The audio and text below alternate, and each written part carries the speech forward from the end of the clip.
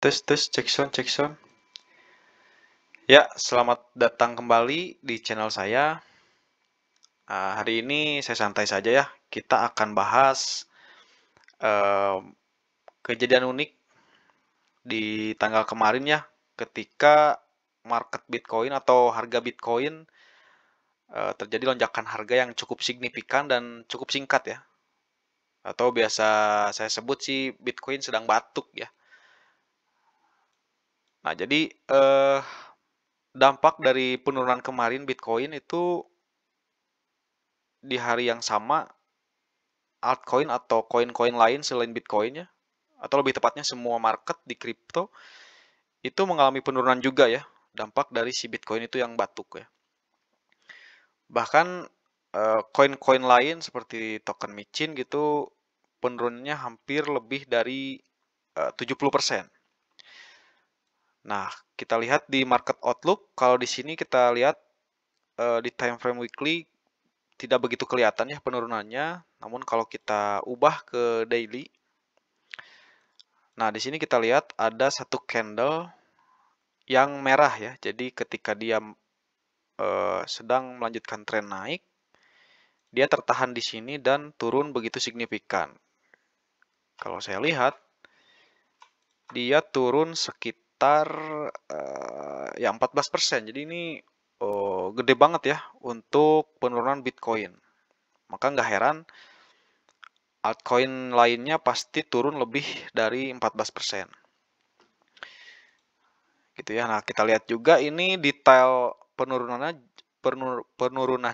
sorry, penurunannya di jam berapa nih? Di jam 10 ya. Jam 10 sampai jam 2 dini hari. Nah, kita lihat di sini dia sedang bullish, malahan dia udah breakout ya. Sudah breakout, kemudian nah di sini sudah mulai menunjukkan mau penurunan ya. Di sini sudah mulai sideways, kemudian dia sempat membuat all time high baru nih di sini. Dan langsung break. Jadi ini kelihatan banget ya bahwa memang tersetting gitu. Nah, saya baca beberapa artikel yang memang ini whale atau pemegang Bitcoin yang gede gitu ya. Memang sudah set penjualannya di area sini gitu. Dan itu berentak atau serentak ya. Jadi mengakibatkan harganya langsung anjlok hanya dalam beberapa jam. Dan langsung recovery kembali. Juga ada postingan dari Koinvestasi. Nah, di sini nih ternyata juga selain whale ada juga miner yang dari 2010 menambang. Nah, kemarin mereka baru jual Bitcoinnya di harga tersebut. Jadi makin down lagi nih marketnya. Jadi memang alasannya seperti itu ya. Oke, nah di sini ada letak menariknya nih. Ini kan kalau untuk kita investor-investor kripto yang masih awam gitu ya atau masih baru melihat penurunan Bitcoin kemarin lumayan skeptis gitu ya. Makanya banyak juga retail-retail atau investor-investor kecil seperti saya itu yang panik langsung menjual koinnya.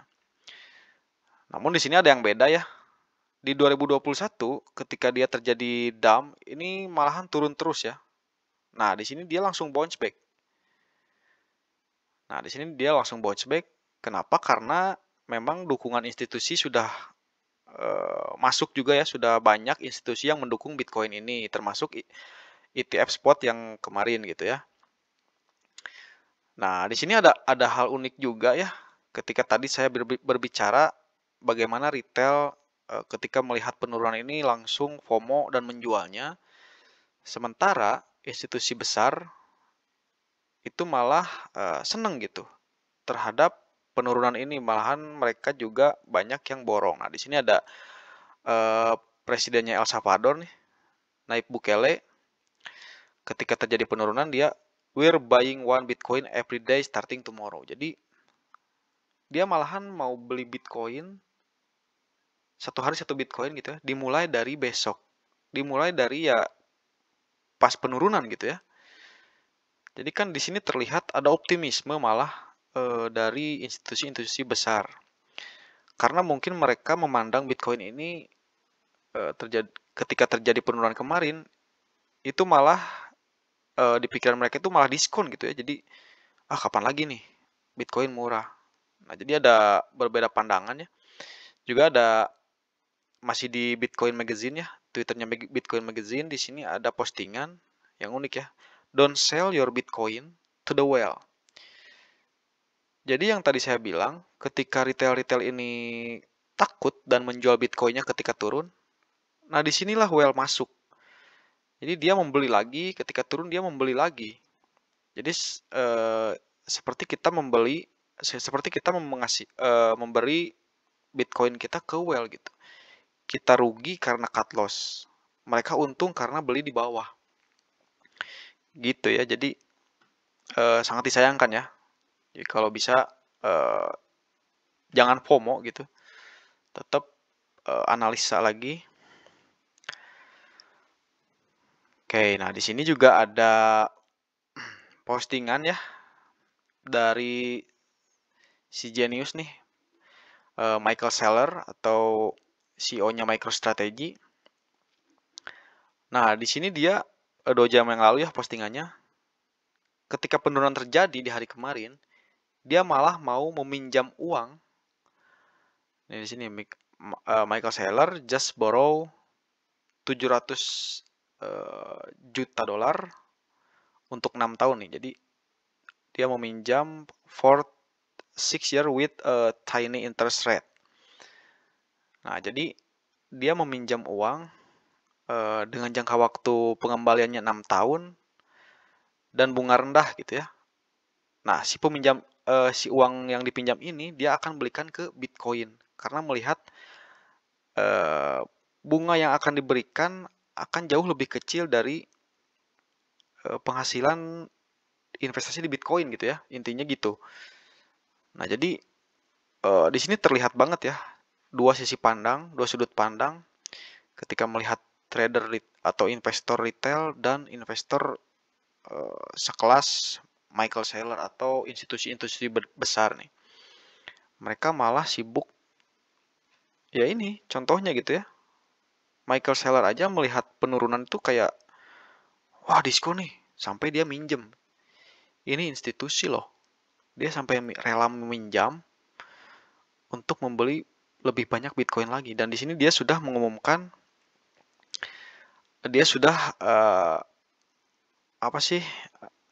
untung 100 juta dolar. Gokil nggak tuh? He will buy Bitcoin ASAP. Jadi dia akan membeli Bitcoin secepatnya. Wah ini gokil sih. Jadi itu saja sih sebetulnya pembahasan kali ini atau video kali ini. Saya hanya membahas keunikan atau penurunan Bitcoin terjadi karena apa dan kenapa gitu ya. Jadi ketika penurunan terjadi, investor atau trader retail akan panik. Sementara institusi besar yang uang-uangnya besar juga melihat penurunan adalah sebuah opportunity atau kesempatan yang tidak akan bisa diulang kembali mungkin gitu ya.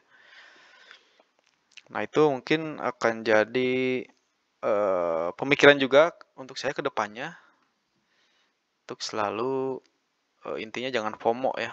Saya harap juga teman-teman jangan FOMO gitu. Oke itu saja ngebacotnya sudah terlalu lama. Terima kasih sudah nonton teman-teman. Sampai jumpa di video berikutnya. Ya udah sih gitu aja. Bye.